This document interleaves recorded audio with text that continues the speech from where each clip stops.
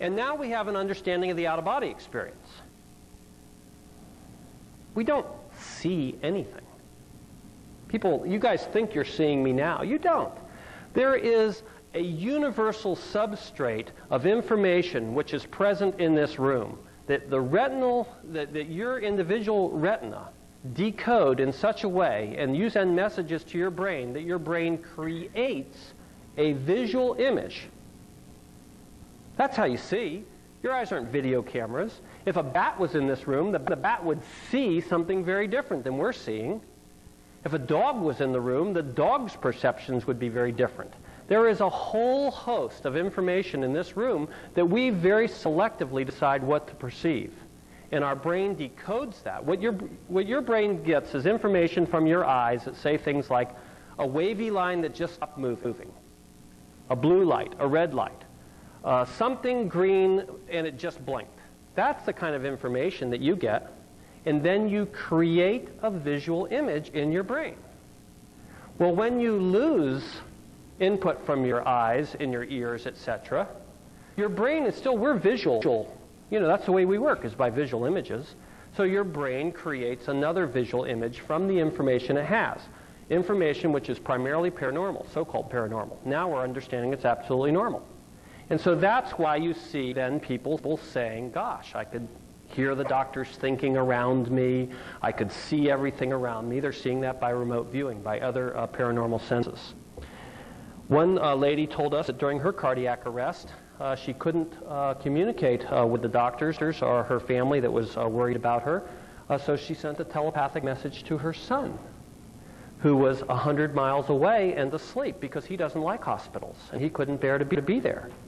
And sure enough, the son verified that at about 2 o'clock in the morning, he was suddenly awoken by his mother appearing to him in a dream, saying, "I'm all right. Tell the family I'm all right." So the science of near-death experiences teaches us that this is an information-based universe, and that our brain uses that information to create the visual images that we have. That's the science of it.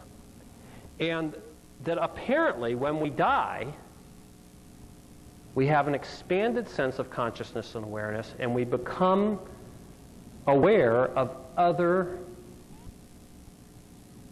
what do you want to call it? Other, we don't know. I guess I'll just call it what kids call it, a spiritual light. We become aware that there's a spiritual, loving light.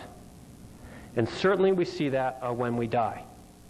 I think the trick is to start to understand that we have the potential to see that spiritual, loving light at other times during our life as well. Because it's quite obvious it's good for us to see that spiritual light.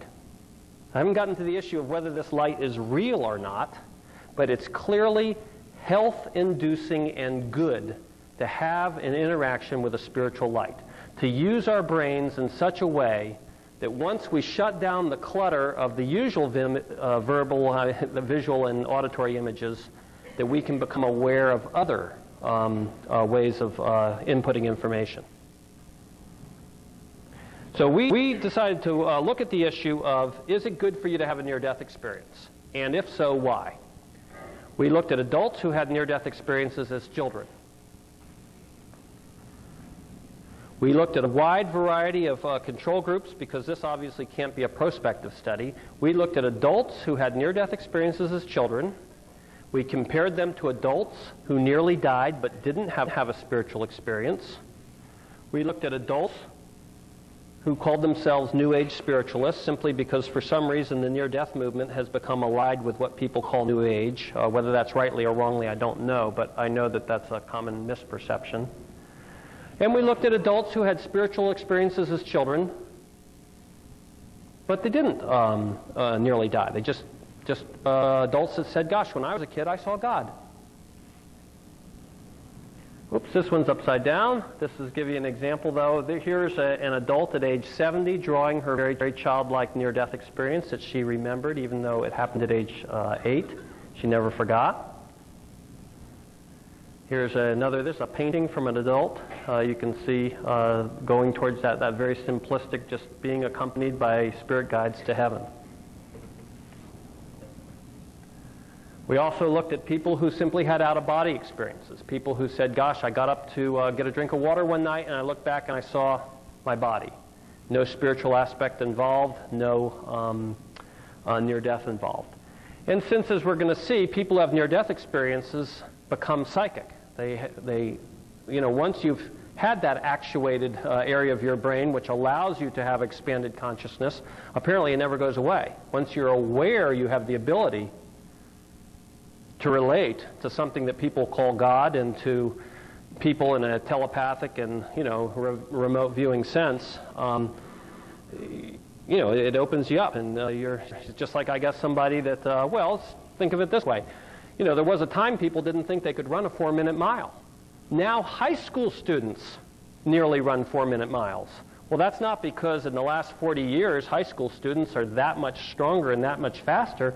It's more, all runners agree it's a mental thing. Runners suddenly became aware, hey, we really can run that fast. And it's no different, I believe, with the area of the brain which is responsible for us to have these other abilities. But so we decided just for fun we'd look at people who called themselves psychics and see how they compared to the psychical experiences of people who had near-death experiences. And we gave them a whole bunch of different tests. I'm not going to go into detail on this, but our testing was devised by the University of Virginia and also Ren Hudgens, who's head of the Washington State Medical Association. And we just gave them a full battery of psychological and personality tests and interviews and profiles, etc. Now, you might think just coming near to death would change you for life in a good way. No. That gives you post-traumatic stress syndrome.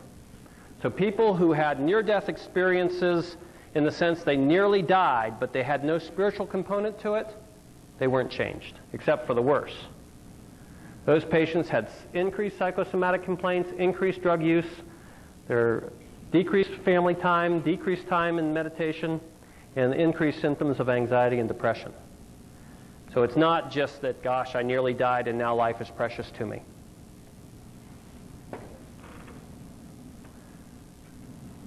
Instead, we found if you've had a spiritual experience as a child, in the context of nearly dying or not, just having any kind of spiritual experience at all, profoundly changed people. These slides are out of order, but we're at 5 here. There are decreased symptoms of depression, decreased repressive or defensive elements. Our patients who had spiritual experiences exercise more than the typical population. They eat more fresh fruits and vegetables than the typical population. They spend more time alone in meditation, which is a sign of spiritual health, than the typical population. They had an increased number of hobbies. These are people who are involved in the community. I interviewed one woman. She was in her 70s. She said, why do you want to talk to me? Just because I saw that weird light when I was a kid? And anyway, I don't have time to talk to you. I got my grandchildren. I've got my women's guild. I've got my work at the Seattle Children's Hospital. She was like busier than me. And that's a typical profile of these patients, or these subjects. And there is no question that they become quite psychic. More than even people that called themselves professional psychics. I'll give you an example what I mean by psychic. A woman said to us that after her near-death experience, her dreams started coming true. And for example, one day she had a dream that her brother appeared to her in the dream with blood from his hands and from his side, and he was screaming, "Help me." And that night, her brother, who was a police officer, was involved in a shootout, and a bullet passed through both of his hands as he was holding his gun in a two-handed grip, and went through his abdomen. And that was, it was easy to document that. We spoke with her husband, we spoke with her mother. She had told everyone about the dream. And as you're going to see in a moment, we have many well-documented such experiences. And people who have had spiritual experiences clearly also then have heightened what people call paranormal abilities. Well, is this unscientific? Absolutely not. The physicists tell us that independent of our brains as biological beings, that there is a timeless, spaceless place that exists outside of our body. That's, I work with a group of physicists at the National Institute of Discovery Science. Physicists, every physicist agrees with that. So the only speculation I'm making, which to me is not much of a speculation, is that we as human beings have the ability to access that timeless, spaceless place. And that during the process of that access, most people call that a spiritual experience. And if that slight speculation or leap is true, then obviously precognitive experiences, seeing the future, seeing the past, is you're quite capable of doing that. Now, this is the point I was making, that people who have near-death experiences have this profile. People who just had any kind of spiritual experience had the same profile. In fact, it's the experience of seeing a loving light, a light that people call God, that is apparently transformative. That happens to people when they die. But it happens to many people while they're still alive. And, gosh, seems to be just as real and just as important as what we call near-death experiences. I don't know why that's been overlooked by our society. Our society has a fascination with the near-death experience. That somehow it must be a real encounter with God if people who are really dying had it. Whereas if someone says, gosh, I went to church and I was praying and suddenly God came to me, for some reason we trivialize and dismiss that. We think, well, that wasn't real. I guess it was only real if they were dying. I don't understand that, and yet I know that that's part of our cultural myth. That is not what our scientific research shows. Our scientific research validates spiritual intuitions and premonitions of any type. For people who like graphs, here's some cool graphs. Here's, you can see psychosomatic planes. Can people that have near-death experiences statistically have less than the normal population? Here's death anxiety. People who have this experience are not afraid to die, and they want to live. One girl said to me, I learned that life is for living and that light is for later. Here's paranormal experiences. Unvalidated experiences, we consider those to be like things like, ever since I had my near-death experience, when the phone rings, I know who's on the other end. Well, we don't have any way of validating that. We quantified it, but obviously we can't sit in their home for days and days and days and sit there and wait till every time the phone rings and see if they're telling us the truth. Well, we're mostly interested in validated experiences, like the ones I was telling you before, where we could interview the people involved and find out, yes, she really did have that dream, and yes, her brother really did die, or was injured. So near-death experiences are a pattern of events ending with the perception of a spiritual light. And the precise pattern of events doesn't seem to matter. And it's different in Africa, and it's different in Japan, and it's different if you're a child, and it's different if you're a Christian, and it's different if you're a Buddhist. But the end point seems to be the same. Some kind of interaction with a loving spiritual light. And I believe it's the same light that we see in mystical experiences, fear-death experiences when people fall from great heights, meditation. Many people tell us that through simple meditation, they have this same experience. Or LSD therapy. That's a controversial element. I don't want to get into the right and wrong of taking drugs to see God, but there's no question that people who have that experience, the literature on this is quite well documented. People who take LSD and think they see God are transformed by that interaction.